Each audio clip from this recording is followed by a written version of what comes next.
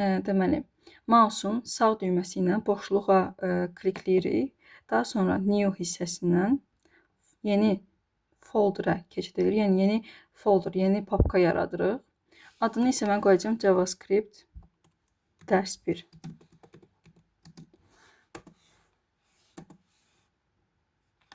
Və mənim papkam gəldi, bura düşdü. Demək, JavaScript dərs 1.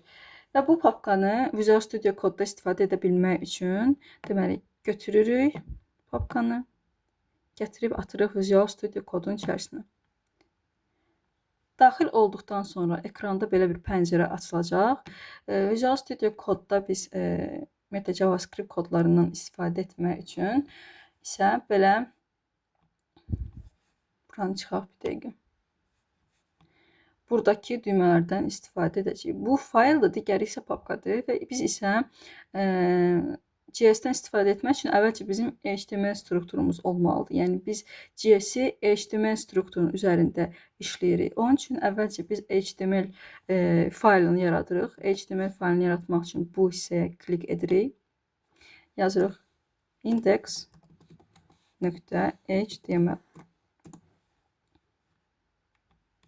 Daha sonra isə JavaScript faylını əlavə edirik. Yazırıq ki, yenə baxın, burada boşluğa tıklamalıyıq. Index.html-ə tıklamayın.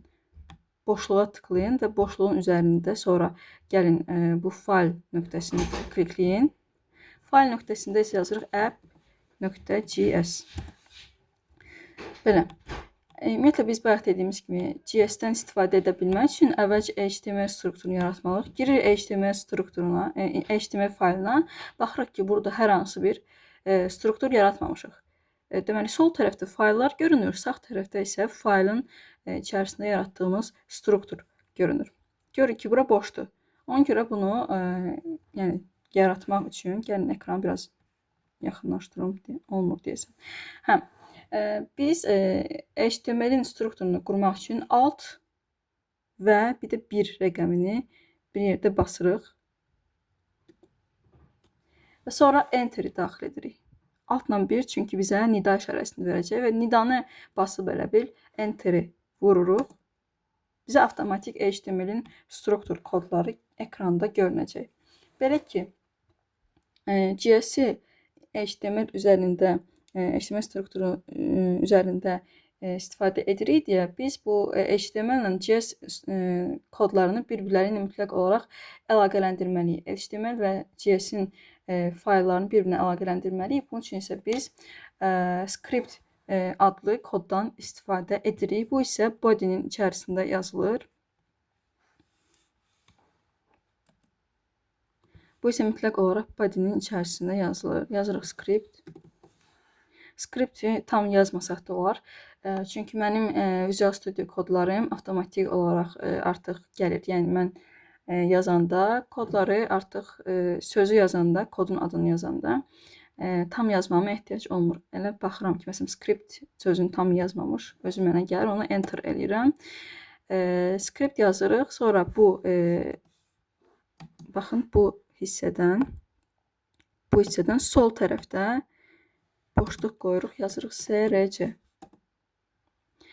Deməli, bu bizim HTML kodumuzdur və mən istəyirəm HTML kodunu, HTML strukturunu mən JS ilə əlaqələndirim. JS ilə əlaqələndirmək üçün isə burada yazırıq app.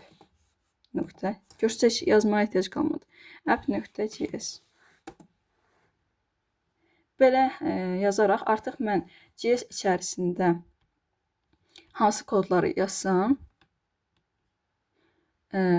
bu index.html-in strukturunda mən skripti əlavə etdiyimə görə artıq bizim konsolumuzda görünəcək. Yəni verilən nəticə, əldə olunan nəticə artıq bizə geri qayıda biləcək, konsolda görünə biləcək. Amma mən bunu yazmasaydım, bu kodu burada yazmasaydım, bu mümkün ola bilməyəcəkdir.